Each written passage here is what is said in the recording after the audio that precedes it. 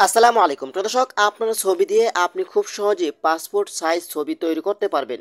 আপনারা যেমন স্ক্রিনে দেখতে পাচ্ছেন, টাকা খরচ করে আপনাকে স্টুডিওতে গিয়ে ছবি ওঠাতে হবে না। আপনি চাইলে আপনার ফোনের মাধ্যমে কিন্তু পাসপোর্ট সাইজ ছবি তৈরি করতে পারবেন খুব সহজেই। তো চলুন আপনাদেরকে দেখিয়ে দিচ্ছি।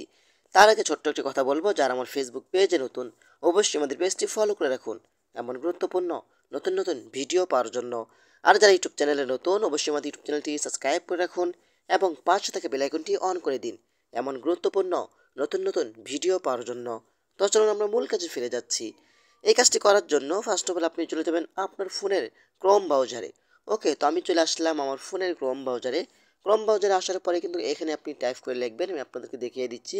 এখানে আপনি টাইপ করে লিখবেন পাসপোর্ট সাইজ ফটো মেকার, এটা লিখে আপনি চার্জ করে দিবেন। ওকে, এটা লিখে চার্জ করে দেওয়ার পরে কিন্তু আপনার সামনে যে প্রথম ওয়েবসাইটটি আসবে, আপনি এই ওয়েবসাইটের উপরে ক্লিক করবেন। এই ওয়েবসাইটের উপরে ক্লিক করার পরে কিন্তু এখানে দেখতে পাচ্ছেন আপনি আপলোড ইমেজ, এখানে আপনি আপলোড ইমেজে ক্লিক করবেন।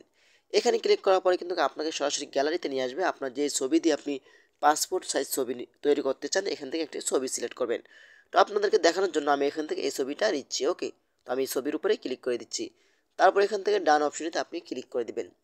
ডান অপশনের উপরে ক্লিক করে দেওয়ার পরে কিন্তু কিছুক্ষণ সময় লোড নেবে। লোড নেওয়ার পরে কিন্তু এখানে আপনার ছবিটি চলে আসবে।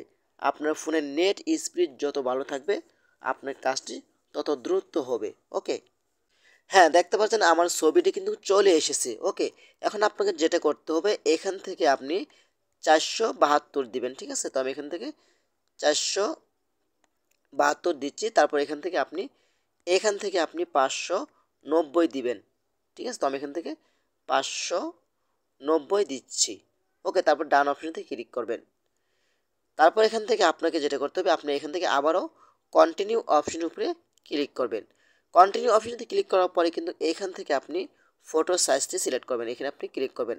আমরা যেহেতু বাংলাদেশি, তো আমরা এখান থেকে বাংলাদেশটি সিলেক্ট করে নেব।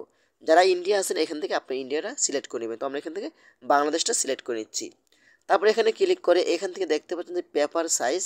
এখান থেকে পেপার সাইজে আপনি এখান থেকে অনেকগুলো সাইজ দিতে পারেন। যদি এমন সাইজ নেন তাহলে এমন আসবে, তারপরে যদি এমন সাইজ নেন তাহলে এমন আসবে। তো আমরা এখান থেকে ইন্ডিভিজুয়াল অপশনে সিলেক্ট করব, আমরা একটা নিব। ওকে, এখন আপনি এখানে ক্লিক করে টাইগুলো পরিবর্তন করতে পারবেন। এখানে আপনি ক্লিক করবেন।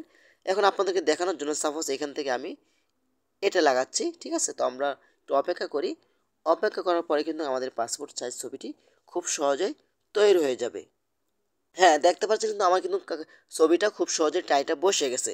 এখন আপনি যদি ব্যাকগ্রাউন্ড পরিবর্তন করতে চান, এখান থেকে আপনি কালার অপশনতে ক্লিক করবেন। এখান থেকে আপনি ব্যাকগ্রাউন্ড পরিবর্তন করতে পারবেন।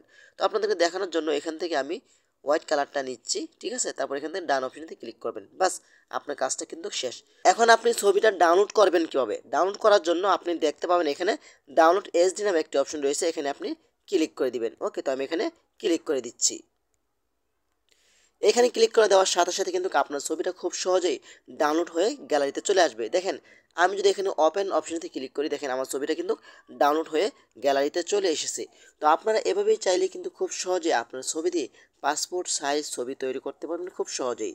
তো আশা করি আজকের ভিডিওটা এই পর্যন্তই। যদি ভিডিওটা ভালো লাগে অবশ্যই লাইক কমেন্ট করে আপনাদের মতামত জানাতে পারেন এবং আমাদের ফেসবুক পেজ অথবা ইউটিউব চ্যানেলটি সাবস্ক্রাইব করে আমাদের সাথেই থাকুন এমন গুরুত্বপূর্ণ নতুন নতুন ভিডিও পাওয়ার জন্য। ধন্যবাদ সবাইকে। আসসালামু আলাইকুম।